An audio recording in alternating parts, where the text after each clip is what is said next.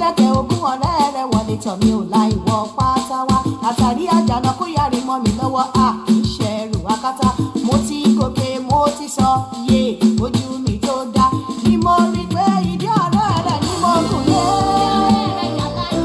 abẹ́ ọ̀rẹ́ rẹ̀ ni mo fi sí ìdí ọ̀rẹ́ rẹ̀ ni mo bá sí ìdí ọ̀rẹ́ rẹ̀ ni mo fi á ìdí ọ̀rẹ́ rẹ̀ ni mo kù lé ìdí ọ̀rẹ́ rẹ̀ ni mo fi á. Mo ṣọmọrọrọ àwẹ̀ ìdí ṣe burú ojú mi sọnù mo rí mú e mo ṣẹ́gun ọmú mo ṣẹ́ tí bàdí mi ò ṣẹ́gun òbò ó farun ẹpọ̀n mi bí mo ti ń dàgẹ́rẹ́ sí ní fáwọ̀ lédè ni mo ṣe rí pé ìdí ọ̀rẹ́ rẹ̀ ni mo dà sí. Abẹ́ ọ̀rẹ́ rẹ̀ ni mo dà sí. Ìdí ọ̀rẹ́ rẹ̀ ni mo kù lé. Ìdí ọ̀rẹ́ rẹ̀ ni mo fi á. Ìdí ọ̀rẹ́ rẹ̀ ni mo kọ sí. Abẹ́ ọ̀rẹ́ rẹ̀ ni mo dà sí. Olúwa ti fẹ́ ìṣe láì. Ìdí ọ̀rẹ́ rẹ̀ ni mo kù lé. Òjòróró omi ìdọ̀ funfun omi ẹ̀fọ́ wọ́n ti bá fẹ́rẹ́ kọjá. Ọ̀gbẹ́ kọ́mọ lọ́wọ́ ọmọ sọ̀fẹ́nu. Let's make this chat interactive. Dákun sí ní Ó dà pé inú mi sáà dùn dákun àwọn ní nǹkan tí ìjọba mo rí. bá mi tó jèso ọkọ̀ tán. Mistake àjọ títì ní sílífà dákun dábọ̀ fi èdè nù. Ṣé ni mi ò mọ̀ pé abẹ́ ọ̀rẹ́ rẹ̀ ni mo yá sí? Abẹ́ ọ̀rẹ́ rẹ̀ bàbá ìjọba. Ìdí ọ̀rẹ́ rẹ̀ ni mo fi á. Ìdí ọ̀rẹ́ rẹ̀ ni mo kò lé. Ìwọ ọ̀rẹ́ rẹ̀ ni mo kọ sí. Ìdí ọ̀rẹ́ rẹ̀ ni mo fi sí. Abẹ́ ọ̀rẹ́ rẹ̀ ni mo fi á. Ìdí ọ̀rẹ́ rẹ̀ ni mo kù lé. Ìwọ ọ̀rẹ́ rẹ̀ ni mo kọ sí.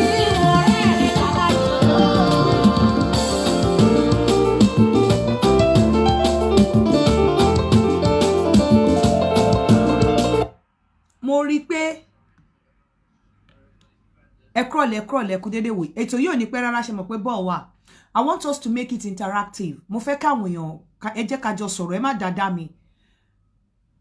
Nígbà tí mo shut down lẹ́ǹkan a lot of people no send the messages sí mi pé àwọn prefer masturbation ju pé káwọn even obìnrin ju pé kò ń dóko lọ. Ẹ jẹ́ kí n sọ nǹkan kan fún yín. To be quite honest, òótọ́ ni máa sọ mi ní parọ́.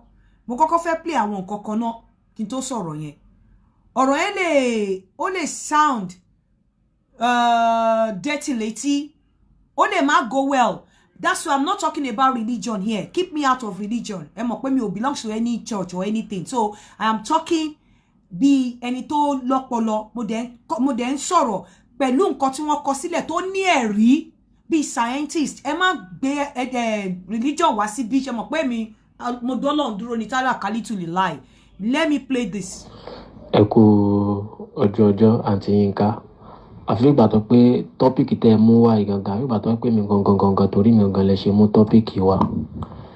Nǹkan tí mo fẹ́ sọ ni pé láti ìgbà tí mo ti délé ayé tó máa sọ pé yẹn fi masturbate yẹn fi disvirgin. Masturbate ni mo fi disvirgin. Nísìn mo ti pé 30 years báyìí. Ìgbà tí mo ti wà ní SS2 mo ti fi masturbate gangan mo ti fi disvirgin ara mi personally. Kíní yẹn ti wá gbádùn mọ́ mi tó jẹ́ pé kò sí gbogbo obìnrin máa ń rùn sí mi ni. Kò sí even tóbìnrin bá fi mí ṣakọ báyìí èmi gan mi ò tiẹ̀ kí n bother torí pé masturbate yẹn mo ti gbádùn ẹ̀ gangan mo ti find it as a pleasure from mi gangan personal ó ti dùn mọ́ mi tó jẹ́ pé mi ò tiẹ̀ even gan mi ò lè ṣe láì má ṣe kíní yẹn even kí n tún bóbìnrin ní sex papọ̀ tí mi bá ti ṣe kíní yẹn mi ò lè ti wà okay. Ó ti dùn mọ́ mi tó jẹ́ pé. Ẹ gbọ́ yẹn, ẹ ti gbọ́ yẹn. Ẹ káàsán máa mo máa ń gbádùn program yín lórí Facebook mà. Ẹ jọ̀ọ́ kí ni mo lè ṣe sí o? Mo fẹ́ràn láti máa masturbate ju kí n dóògbò lọ. Kí ló dé? Kí ló fà á? Kí ni mo lè ṣe sí? Ǹjẹ́ ṣó dára bẹ́ẹ̀ àbí kò dára? Ẹ jọ̀ọ́ máa wo program yín lórí Facebook mà. Ẹ jọ̀ọ́ máa ń gbádùn ẹ̀ mà. Máa ń gbádùn program yín mà. Dákun mo fẹ́ kẹ́ tọ́ mi sọ́nà ni o. Yo, I'm 29 years old, so mo fẹ́ Hello?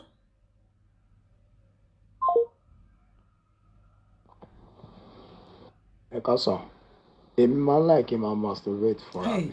Mo dẹ̀ máa release. Tí mi bá ti rí òbò tó máa ń wù mí láti dó. Tára mi bá yẹ, mi bá rí gbogbo obìnrin bọ̀ tí mi bá ti rí taste mi. Ó pè mí bẹ́ẹ̀. Màá dẹ̀ come. Màá enjoy ara mi, màá dẹ̀ sùn. Wọ́n ti ń ká ẹ̀ka sàn. Yes, máa kú sí mi nígbà. Mo yẹ ẹ̀kan lára àwọn fáǹsì Ọ̀ṣun State ni mo wà. Nǹkan tẹ post lórí Facebook lé mi yẹ̀ wò. Mo wà lára àwọn tó máa ń ṣe kínní yẹn. Mi mọ̀ ọkọ mi ò kí bá mi sùn. Láti nǹkan bí past bí 7 months báyìí kò kí bá mi sùn. Tí máa lọ bá a ló rẹ̀ òun. Èmi dẹ̀ lélẹ̀ mo jẹ́ nìkan tó pé mo máa ń tijú gan-an. Mo rí even lára àwọn post màmá ká tó máa ń ṣe everything. Ẹ̀kan ṣoṣo báyìí tí mo comment lórí post yẹn kan tẹ̀ ṣe sórí Facebook àwọn ọkùnrin tó toast mi tó ń ha èmi bẹ́ẹ̀ pọ̀ gan. But mo jẹ́ nìkan tó máa ń tijú mi àtijọ́ tí mo dẹ̀ ti fi ọkọ mi mi ìyàlẹ̀ mọ́ rárá. Ṣókí nìyẹn ni mo máa ń lo kí wọ́n fíńgà mo máa láti máa fíńgà ara mi kí n tó lè wà òkè. Ọjọ́ mi báyìí tí mo bá bẹ̀rẹ̀ sí ní alẹ́ yẹn tí wọ́n á fi pé kí n tẹ̀sí. Ẹ jọ̀ọ́ mo fẹ́ ẹ bá mi pin nọ́mbà mi Táíwò Àtàndá please. Nọ́mbà mi ti wà mẹ́bọ̀ ẹ bá mi pin ẹ̀. Ẹ jẹ́ káwọn èèyàn pè wọlé kí ni benefit tẹ́ ń rí nínú masturbation kí ló wà ń bẹ̀. Ó ti sú mi, mo dẹ̀ ti sọ. Kí n tó wá sọ̀rọ̀. Hello Aunty Yinka. Ecomob ló ń sọ̀rọ̀ láti Nàìjíríà. Mo fẹ́ràn láti masturbate ju láti dóbò lọ nítorí pé mo jẹ́ ọ̀kan ní tí a lè sọ pé ó máa ń wà lonely. Lóòótọ́ I'm a married man ṣùgbọ́n kò sí obìnrin kan ní ọ̀dọ̀ mi torí iṣẹ́ tí mò ń ṣe àti nítorí bí iṣẹ́ mi ṣe rí. Ṣùgbọ́n masturbation máa ń dùn gan-an. Mo kàn fẹ́ láti jẹ́ pé kẹ́ là mí lóye ǹjẹ́ àléébù tàbí àǹfààní kankan wà nínú kí èèyàn máa masturbate lápọ̀jù torí pé ohun tí mo fẹ́ràn jù láti ṣe ni. Ẹ ṣé o. Aunty Yinka, ṣé wọ́n pé ẹ wà lára àwọn ènìyàn tó ní ká dìbò fún Tinubu? Kí là ń sọ ìwọ lẹ́ ń sọ là ń sọ̀rọ̀ masturbation ń sọ̀rọ̀ kí. Hello, Arama. Ṣé bá ń bẹ̀rẹ̀? Mo rí kọ́mẹ̀ntì ní Facebook ní pé ìjẹ́ tó bá láìkì masturbation jù kó máa sex lọ. So ló jẹ́ kí n háì. Now ẹ jọ̀ọ́ mo open line ẹ jẹ́ ká the number to call is +447404851234. Má sọ àwọn kọ́kọ́ fún yín nípa masturbation tó máa shock yín. But bí we ṣe sọ ni mi ò fi ọ̀rọ̀ religion sí torí tá bá ní ká fi religion sí wá ní Ọlọ́run ò fẹ́ ó wà demonic ó wà kíníkan ìwé ni mo tẹ̀lé mi tẹ̀lé ọ̀rọ̀ Bíbélì àbọ̀rọ̀ Quran ìwé nǹkan tí we sọ nípa masturbation ni máa sọ the benefit the side effect and kini masturbation gangan.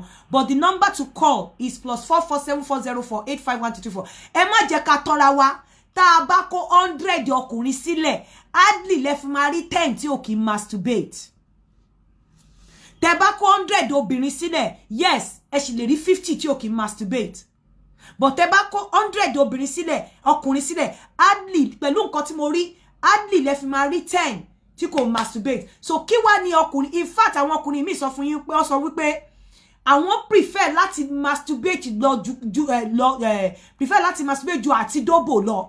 Àwọn prefer láti masturbate ju àti dóbò lọ. The number to call is +447404851234. Ẹ̀yin ọkùnrin ẹ jọ̀ọ́ ẹ help me. Kí ni nǹkan kí láǹfààní tẹ́ rí ńbẹ̀? Kí ni nǹkan tẹ́ fi prefer? Kí lẹ ń gbádùn ńbẹ̀? Ẹ jọ̀ọ́ ẹ pè wọlé ẹ sọ fún mi. Aunty Yinka ẹ kálẹ́. Mo jẹ́ kan nínú àwọn followers yín lórí Instagram especially torí mi ò kí ń fi gbogbo ara lo Facebook though YouTube mo ti kọ́kọ́ máa ń wò yín tẹ́lẹ̀. No ẹ jẹ́ kọ́kọ́ gbọ́ eléyìí. Ìgbà yẹn mo wà ní. Ẹ jẹ́ kọ́kọ́ gbọ́ eléyìí. Hello ma. Lórí post tẹ make lórí Facebook yẹn ni. Bámidélé lorúkọ mi. And honestly, for a very long time now, mo máa masturbate. And then I find out that I'm married and I have kids. But mo prefer láti masturbate ju àti ní sex pẹ̀lú ìyàwó mi lọ. And that when I saw that post, ló jẹ́ kí n decide pé okay, let me send the message to the number. Hello? Ẹ jọ̀ọ́ ta ló ń sọ̀rọ̀? Mommy, mo fẹ́ dá sétò ni mà. Okay, ẹ káàsán mà. mo ń gbọ́ yín. Yes ma, lórí masturbation tẹ́ ẹ sọ ni mà. Okay. Yes ma, mo ní èmi gẹ́gẹ́ bí obìnrin. Mo jẹ́ nìkan tí mo like masturbation. Kí ló dé tẹ́ fi like ẹ̀? Because mo dẹ̀ ó ṣẹlẹ̀ ní some years back. Since tèmi àti ọkọ mi ò sí. So mo jẹ́ nìkan tó yẹ pé ẹni kà kí n fi because ẹni tí mo máa ń tẹ̀lé ń dára because mi ì dẹ̀ fẹ́ fi ẹ̀sìn sínú ẹ̀. So since tí mo ti try ẹ̀ àti bí mo ṣe try ẹ̀ ní ọjọ́ náà lọ́hùn ó ti pẹ́ mà. So mo decide nínú ọkàn mi pé I would rather follow this than to go for another thing. So mo dẹ̀ ṣe ń ṣe mo rí pé ó tẹ́ mi lọ́rùn gan mà. Ó tẹ́ mi lọ́rùn. Mo máa masturbate tán mo lè wo àwọn nude film yẹn ní orí YouTube. Màá wò mo máa ara mi màá sùn. Màá lálàyọ̀. I'm very much okay with masturbation ma. Tẹ́ bá wá ní ọkọ ṣé kò wá ní affect ẹ? Ṣé kò ní affect ọkọ yín tẹ́ bá lọ́kọ? Ma mi ì tiẹ̀ mọ̀ bóyá ọkùnrin exist. As I'm telling you now mi mọ̀. I don't know, maybe I don't even know. Bóyá ọkùnrin wà bóyá wọ́n sí, I don't know. So I'm very much okay with masturbation. I'm very, very much okay. Báwo ẹni sùúrù ẹ̀yin gẹ́gẹ́ bí ẹnìkan ṣe nídọ̀ abẹ́ nídọ̀? Mi ò nídọ̀ mà. So báwo lẹ ṣe máa masturbate ara yín? Kí làwọn nǹkan tẹ́ máa ń ṣe pẹ̀lú ara yín? Ma, tí n bá ní private time ni.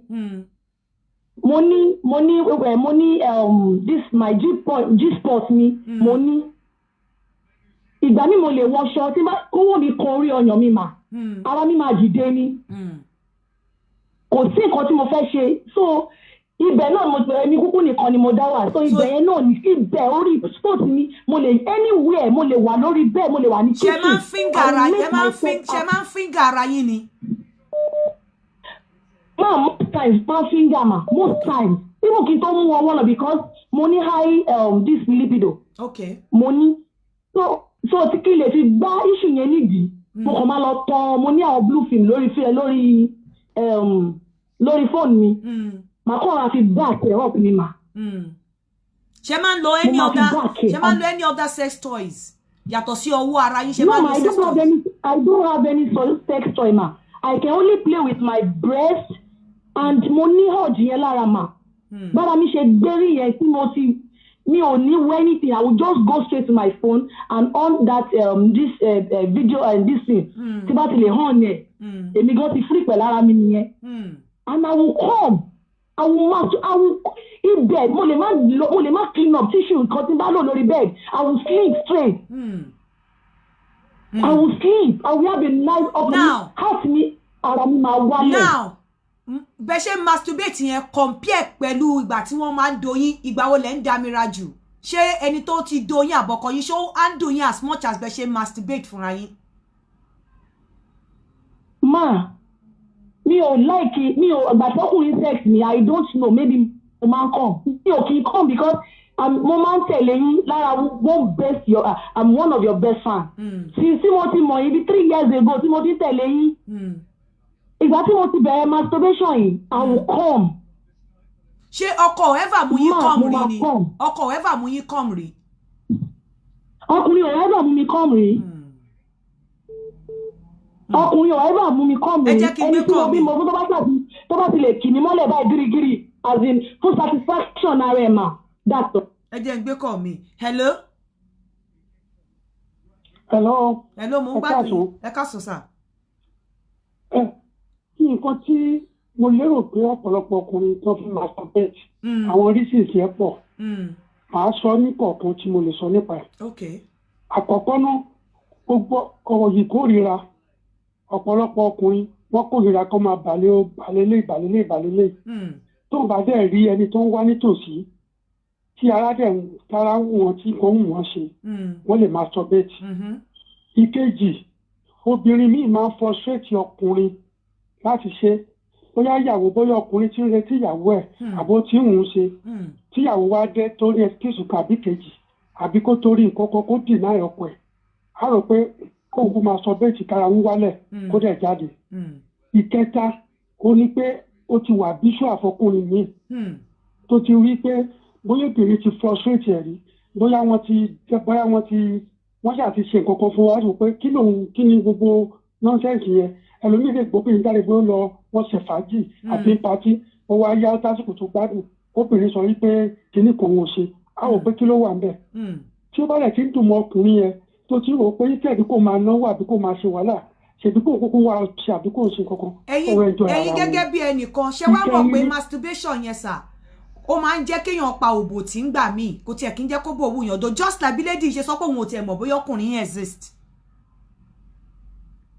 Ìyẹn ni mo sọ gan nípa psychological ọkùnrin tó bá ti wò pé àbí obìnrin tó ti wò wípé bóyá nǹkan tí òun ṣe wàhálà fún mo sọ nítorí ṣe ọkùnrin ní àṣẹ wàhálà lórí obìnrin á rò pé kí ni akọ tó ń ṣe àbí kíkẹ tó wà ń bẹ ipò kò jẹ́ ìyàwó ilé kó jẹ́ ọ̀rẹ́ obìnrin á rò pé kí ló wà ń bẹ a máa sọ pé kárẹ̀ adẹ̀wálẹ̀ á gbójú ẹ̀ kúrò so ó ti di is a something from the mind. That means pé ó lè wà psychological. So gbogbo ọ̀rọ̀ masturbation àwọn èèyàn careless about the consequences àwọn èèyàn kò máa wò pé most of ọkùnrin tó ń ṣe kìíní yẹn is out of frustration out of self satisfaction dẹni. Ẹ ṣe sá. So ní tèmi mi mọ nǹkan tẹ́lẹ̀ mi ń ro. ṣẹ́yìn máa masturbate sá. Nígbà tí èmi kéré èmi ṣe nítorí pé mi ò lè nígbà tí mo wà ní school mi ò lè pàṣẹwó sùn. Ok nísìnyí kan ṣe máa ń ṣe báwo lẹ ti ṣe gbẹ̀yìn. Mo prefer tí mo ti ṣe gbẹ̀yìn.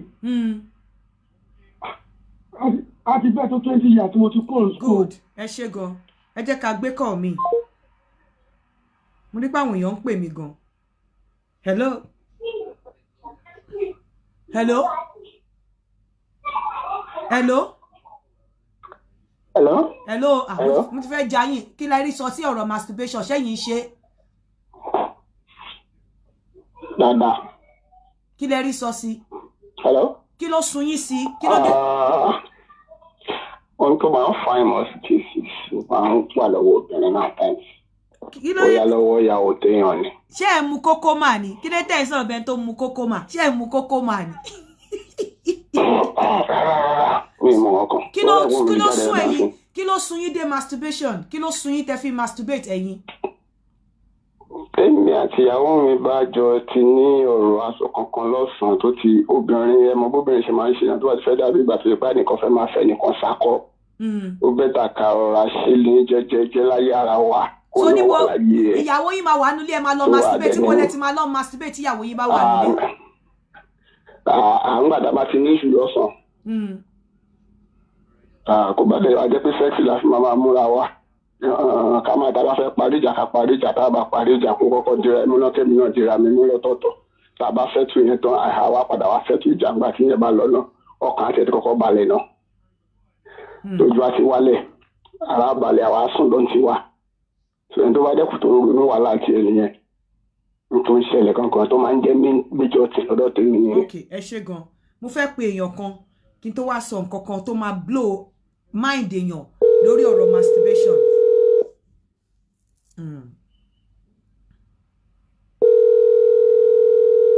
Adẹ̀jọ́ máa gbọ́ èèyàn kan send voice note 11 minutes sí mi àjọ máa gbọ́ náà ni.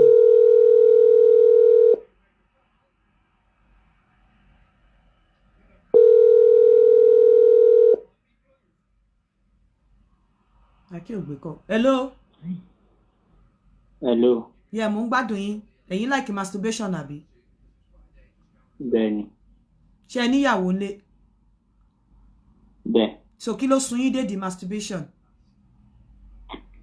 Ṣe rí nǹkan tí mo rí sọ sí ọ̀rọ̀ masturbation yẹn, mo máa ń follow program yín but mi ì pé báyìí. But program tẹ́ gbé kalẹ̀ lé ní ó dà pé ó jọ mú nǹkan tó ń ṣe mí. So reason yẹn tí mo ṣe pé ó ti pẹ́ gan tèmi ti wà nù masturbate. Ṣé ń gbọ́ mi? Hello? Mo ń gbọ́ yín, ó ti pẹ́ gan tẹ́ ti wà nù masturbation, mo ń gbọ́. Bẹ́ẹ̀ni, mo dẹ̀ máa ń enjoy. Ṣé nínú masturbation àti òbò dídó èwo lẹ gbádùn jù? Masturbation. So gbádùn òbò dídó tó masturbation?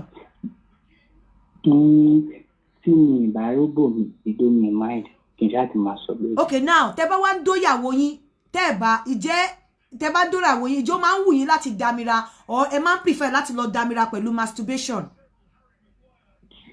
Mo máa ń tí máa ní sex pẹ̀lú obìnrin mo máa ń release normal. Ìjọ máa ń tẹ́ yín lọ́rùn tó bí a tẹ́ bá release pẹ̀lú masturbation?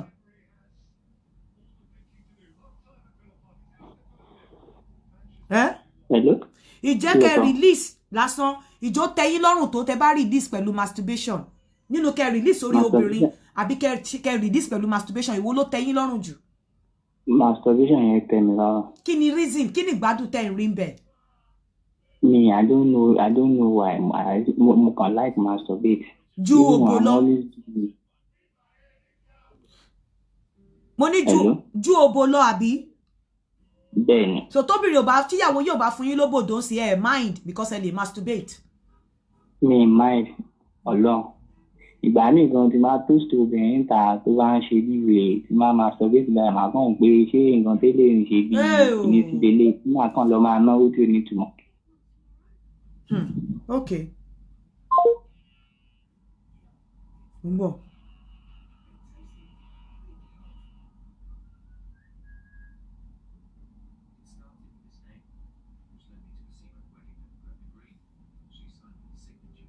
Hello? Hello, mo ń gbádùn yín sà. Kí lẹ rí sọ̀rọ̀ masturbation? Ṣẹ́yìn náà ń ṣe? Irọ́ Ọlọ́run ní jẹ́ o. Tibí yẹn ni o. Èwo ni tibí yẹn? Òbò yẹn gangan ni o, masturbation kẹ̀. Ọlọ́run má bàyọ̀ mi jẹ́. Ẹ má sọ nǹkan against àwọn tó ń ṣe. Ẹ ń ṣe fine, good. Hello? Hello? Hello, ma, kọ́ lẹ́ máa. Mo ń gbádùn ẹ. Ṣé ń gbọ́ mi báyìí ma? Mo ń gbọ́ ẹ, gbóhùn sókè. Mo kàn fẹ́ sọ àǹfààní tó wà nínú masturbation ni. Torí kò yáwọn èèyàn. Ẹ má sọ àǹfààní fún wa, ṣé yìí ń ṣe? Bẹ́ẹ̀ ni mà. Ìjọ́ wo ló ti ń ṣe? Kódà gan, mo ṣe ní àárọ̀ yìí ní gan. Ṣé o níyàwó àbó oníyàwó? Oníyàwó. Kí ló dé tó fi wá prefer masturbation? A lè fi ìgbádùn masturbation wé ti ìyàwó, kò possible. How? Nǹkan tí ò yáwọn èèyàn nìyẹn. Ṣé rí ìyàwó èèyàn òbò kan ló ní. Okay. Bẹ́ẹ̀ tí bá ń wo àwọn sex film yẹn ẹ máa rí different òbò tó ní iṣu, ètò pẹlẹbẹ, ètò fún, ètò ga. So kí ni masturbation has to do with òbò púpọ̀? Ṣebí wọ́n nìkan ló ń masturbate ààrẹ ló tọ́. Ṣé rí tí ọkùnrin bá masturbate yẹn ó máa ń jẹ́ kí ọkùnrin last tó bá ń bá obìnrin sùn. Ṣé ń gbọ́ mi? Nǹkan tó yá àwọn èèyàn nìyẹn pé tọkùnrin bá masturbate ọkùnrin tó bá ń lo bẹ́ẹ̀ 2 minutes lórí ìyàwó ẹ̀ tó máa masturbate. Ìwọ gẹ́gẹ́ bí ẹnìkan ṣé o prefer masturbation sí òbò àbò prefer òbò sí masturbation? Èwo lo like jù ní méjèèjì? Èmi prefer masturbation ju òbò lọ. So máì tó bá tíyàwó ẹ̀ ò bá gbà pé kò dóhun ọkàn ẹ̀ balẹ̀ lórí masturbation. Ẹ tó ṣẹlẹ̀ ìyàwó tí mo fẹ́ gan gbé àlàjá ni so kò rí láti kí n máa dóore èèyàn báyẹn náà. So now omi wípé o lè do without òbò ṣùgbọ́n o lè do without masturbation. Àtọ̀ mi ò lè do with ẹ pàtẹ. This is serious o. Hello. ẹ pa Facebook yín, ẹ pa Facebook yín, ẹ yí lọlẹ̀. Mo ń gbádùn yín. Okay. Now, à ń sọ̀rọ̀ masturbation. Báwo ni tiyín? Well, program yìí is very okay. At least I'm enjoying your program. Nǹkan tí mo kàn fẹ́ sọ ni pé I stopped doing it actually, and the reason is kò jẹ́ kéèyàn concentrate sórí ìyàwó ẹ̀, so nǹkan tó ṣẹlẹ̀ nìyẹn. Nígbà tẹ́ ń ṣe yẹn kí ẹ nípa ìyàwó yín àbí? Yes now. Okay, ẹ ṣeun. Hello? Hello? No ma. Mo ń gbádùn yín. Ṣé yín náà máa masturbate ni? Ẹ má dárúkọ yín o, ṣé máa masturbate ni? Hello? No masturbate ma. Hello, kí ló fa masturbation? Kí ló tó masturbate? Ẹ wo, ìgbà tọ́kọ mi ò sí lẹ́kọ̀ọ́ tí ò sí nílé máa masturbate. Ìgbà tó ti kò kí ń dùn mọ́ mi mọ́, so tó bá tẹ̀bàtẹ̀ bá sì bára wa sùn máa sì tún masturbate. Ìgbà tó wá dé nísìnyí ìbásùn wa gbádùn mọ́ ẹ mọ́, ó wá prefer kó máa masturbate.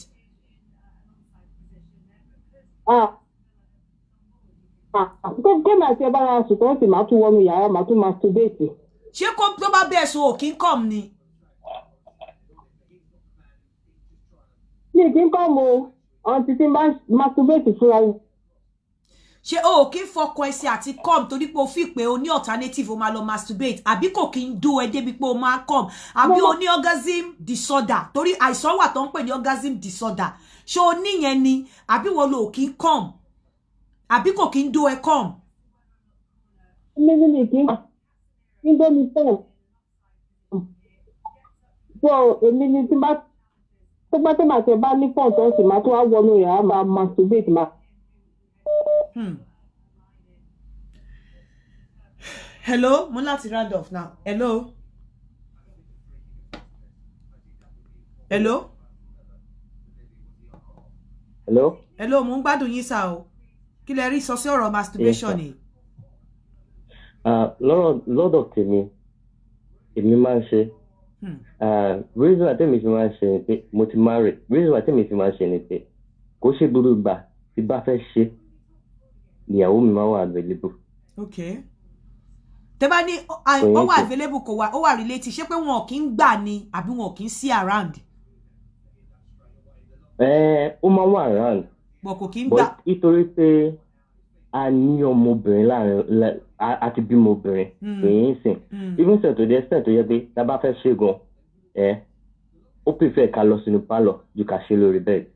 Kí ló dé, ṣé yàrá kan lẹ ń gbé ni? Àwọn méjì là ń gbé, rúmà pálọ̀ là ń gbé. Báwo kí ló wá kan ọmọ yín obìnrin? Ṣé ẹ̀yin àtọmọ yín obìnrin jọ ń gbénu yàrá ni?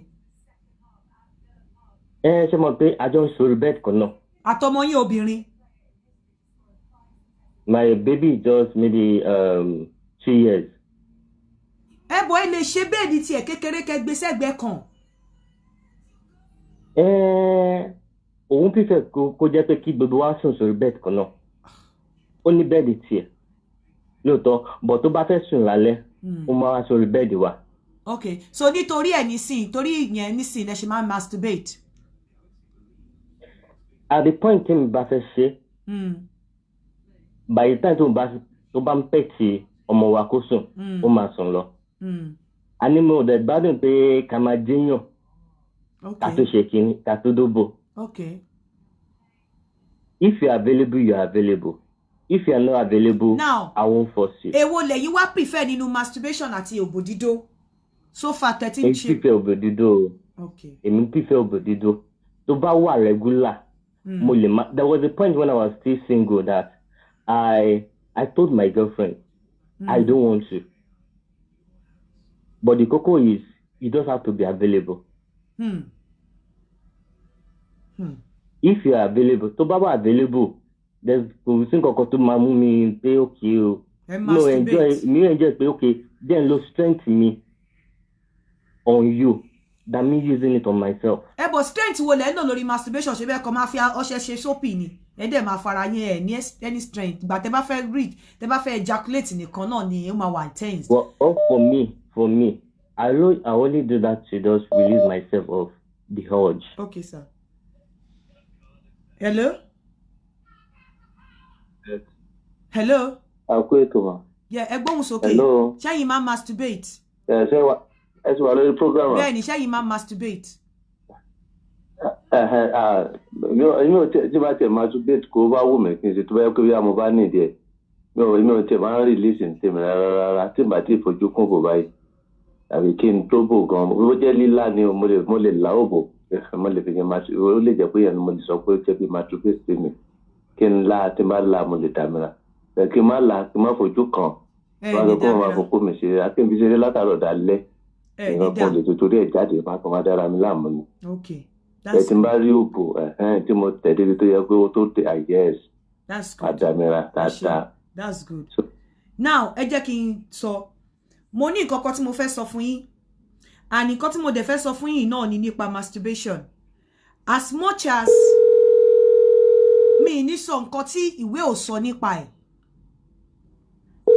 ìwé sọ wípé ẹ jẹ́ kí kọ́kọ́ mú kinní kankan fún yín ná ọ̀rọ̀ yẹn ó tóbi díẹ̀ bẹ́ẹ̀ máa sọ masturbation ò ní side effect kankan tó wà written kò sí side effect kankan kò ní any negative side effect ó wà written kò sí but tá bá ní pé ká fojú inú wò wípé kí àwa ẹ̀dá fúnra wa ká kọ create side effect fún side effect tá kọ máa create fún ni wípé gbóhùn náà ni gbogbo yín ti gbọ́n bíbá pé kò kí ń jẹ́ kéèyàn rántí òbò mọ́ tá bá ní ká sọ benefit of masturbation is to release sexual tension ó máa ń release sexual tension ó máa ń reduce stress ó máa help èèyàn láti ní better sleep ó máa improve self-esteem and body image ó máa help èèyàn láti treat sexual problem báwo ló ṣe help èèyàn báwo ni masturbation ṣe help láti treat sexual problem because tó bá jẹ́ the type tó ń damira láàrin 2 seconds masturbation lè correct ẹ̀ báwo ló ṣe lè correct ẹ̀ tó bá masturbate 2 hours before the time tó fẹ́ dóbò tó wá kó tó lọ dóbò wá rí pé wàá stay longer but however ìwé ò sọ wípé gbogbo nǹkan tí mò ń sọ fún yín ó wà researchable wípé ó máa ń release sexual tension ó máa ń reduce stress when you masturbate you get a better sleep ó máa ń build the self-esteem and body image ó máa ń treat the sexual problems ó máa ń release menstrual cramps àti muscle tension but wọn sọ pé ó ní any side effect benefit ẹ ni mo kálẹ̀ fún yín but the side effect táwa fẹ́ fi sí side effect àti inú pé ká rò aláfinú rò ni kò wà eléyìí ò wà researchable kò síbi tí wọ́n kọ sí kò síbi tẹ́ ti lè ka nǹkan tí mo ń sọ fún yín àwọn nǹkan tí mo sọ fún yín wípé benefit ẹ̀ ó wà researchable you can read about it but nǹkan tẹ́mi fẹ́ sọ fún yín pé kẹ́ wà careful látara nǹkan tí àwọn èèyàn ń sọ wípé number 1 ẹ láti wà very very careful because tẹ́ ẹ bá mọ bẹ́ ṣe masturbate ẹ pé bó ṣe mọ yín lára ẹ lè lọ damage the penile muscle tó wà nínú oko yín ẹ lè lọ damage ẹ tẹ́ ẹ bá mọ bẹ́ ṣe masturbate number 2 tó bá lọ wà addicted òbò oníjọ́ ẹ lójúmọ́ obìnrin ẹ̀dẹ̀ ló máa jìyà ẹ̀ o ò ní ka òbò kú mọ́ tó bá dóbògo ò ní dámira òtí tó bá lọ masturbate but wípé ó ní any side effect kò ní any side effect bí ìwé ṣe sọ kàkà bẹ́ẹ̀ benefit níwé kà àwọn benefit tó wà ńbẹ̀ nìyẹn but don't get too used to it don't be addicted to it because when you are addicted obìnrin yẹn ló máa suffer even when tó bá rí obìnrin tó bá fẹ́ dóbìnrin wàá rí pé o lè do 2 hours kó má dàmíra until tó bá lọ touch ara ẹ̀ bẹ́ẹ̀ náà lobìnrin ẹ̀yin náà ti rí without saying anything without being told ẹ ti gbọ́ gbogbo nǹkan táwọn èèyàn sọ wípé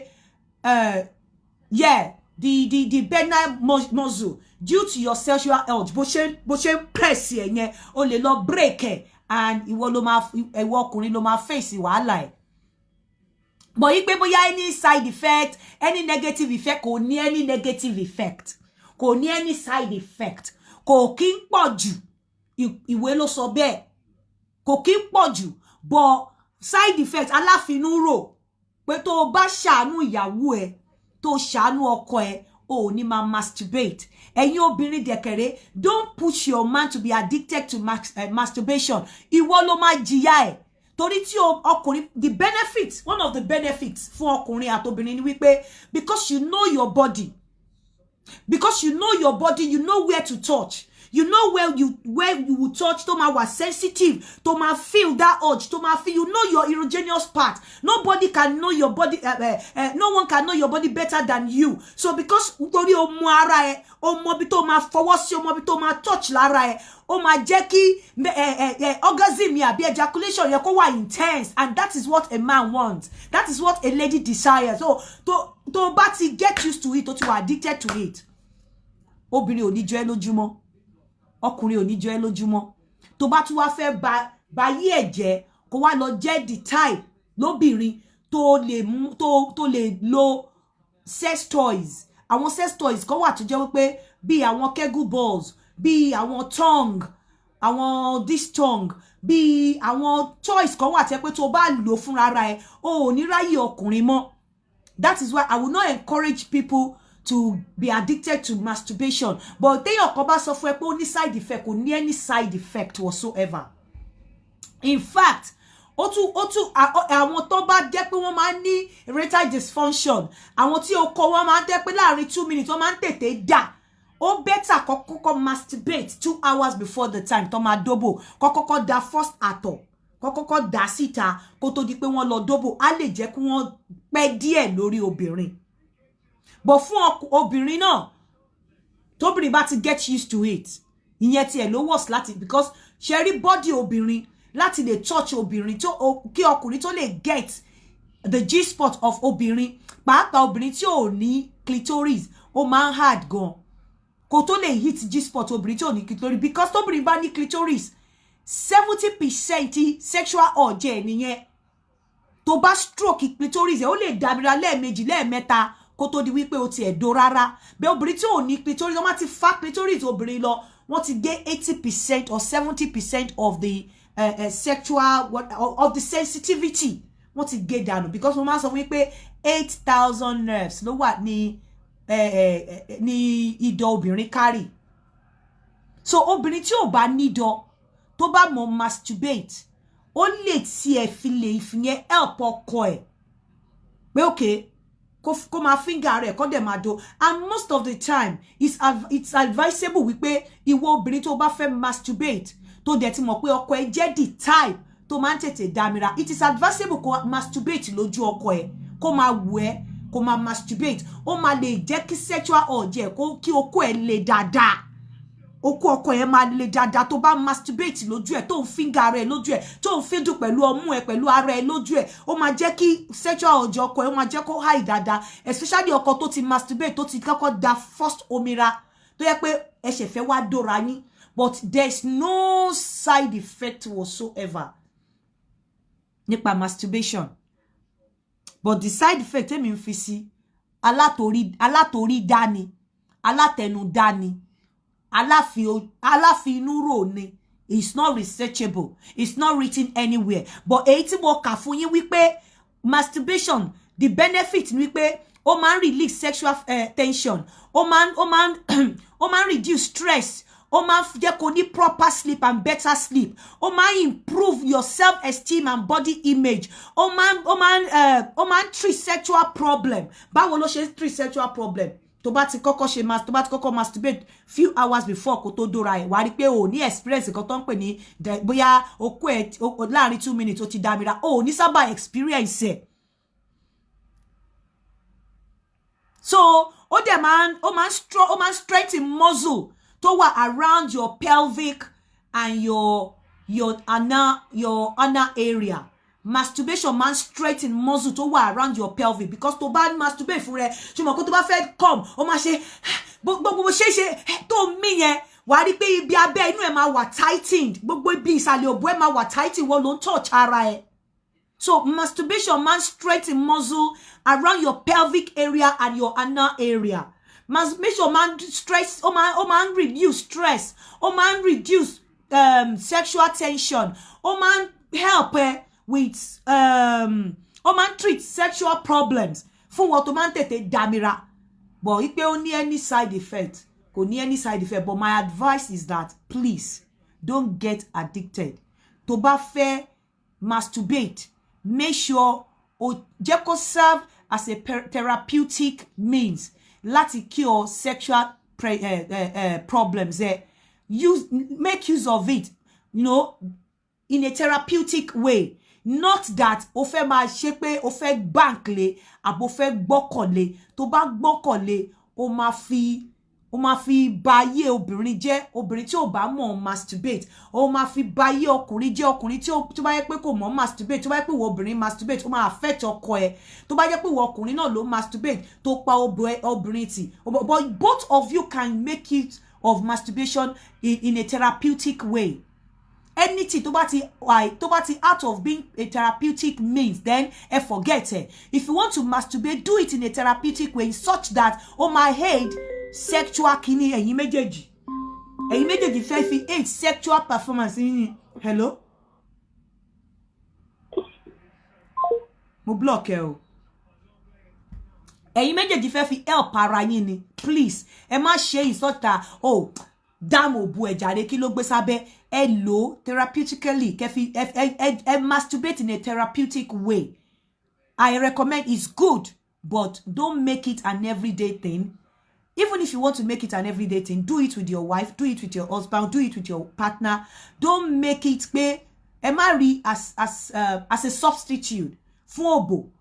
Please, tẹ́ bá ti rí bẹ́ẹ̀ yẹn, ní dóyàwó yín mọ́ o. Dẹ̀ ní dó ọkọ yín mọ́. Lo therapeutically, fi ṣe therapeutic means. Well, okay, mo fẹ́ a fẹ́ dóra wa, jẹ́ ká masturbate, kájọ wora wa, jẹ́ kájọ touch ara wa, ṣe yẹn. But tẹ́ bá ti lọ lò pé ẹ fẹ́ fi replace òbò, àbí ẹ fẹ́ fi replace oko, then ẹ máa wà addictive. And once you are addictive, sorry, ẹ máa wà addicted to it, because ó wà addictive. Once you are addicted to it, is a problem.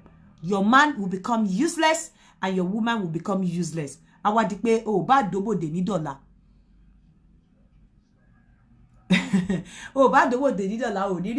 Let me just leave you guys to go and prepare for ball.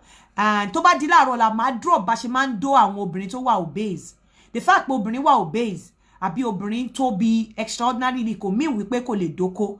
There are ways wọ́n ṣe ń dó àwọn obìnrin tó wà obese. So máa drop ẹ̀ láàárọ̀ la, and I'm going to use a picture láti jẹ́ kẹ́ wo obìnrin tó bá tóbi. Obìnrin tó bá tóbi ò dáràn pé excessively tó jẹ́ wípé BMI ti fall sínú obese. Mo sọ fún yín bó ṣe calculate BMI is kilogram square per over kg square over meters or something. Yeah, that's how to do it. Kg square over meter. Báyìí náà ṣe calculate kg square over meter square. Mbo.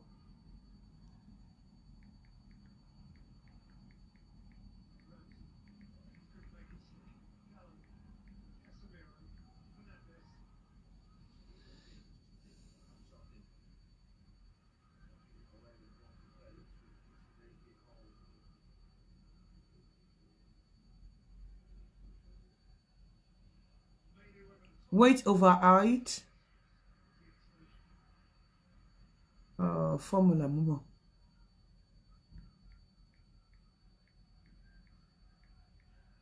Mo ti sorry nbí báyìí.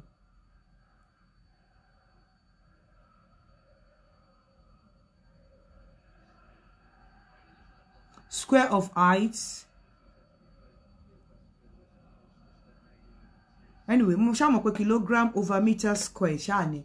No, she man calculator. So please, the fact that we are a massive BMI or obese BMI, kò mí pé bí a kò lè dóko. So bí wọ́n ṣe ń do àwọn tó tóbi, màá drop ẹ̀ láàárọ̀ la. Ẹ jẹ́ kí fi ilẹ̀ kẹ́ lọ gbá bọ̀. Please, take ọ̀rọ̀ lórí masturbation. You can use it, you can masturbate, but make sure you are doing it in a therapeutic way. Don't be addicted to it. Kẹ́ mọ̀ pé tí elephant méjì bá jà ìkan máa suffer ire o shabarikolo.com ẹ lọ register ń bẹ̀ ẹ má gbàgbé ilẹ̀ Danabit o ẹ jọ̀ọ́ ẹ pè mí fún ilẹ̀ Danabit. Yeah, thank you. kg over meter square, thank you. Kilogram over meter square, thank you. Thank you. Kilogram over meter square. So ẹ má gbàgbé láti lọ register lórí Shabarikolo and láti pè mí fún ilẹ̀ Danabit. Buy one plot, get 1.5 plots. Ire o, ó dàbọ̀.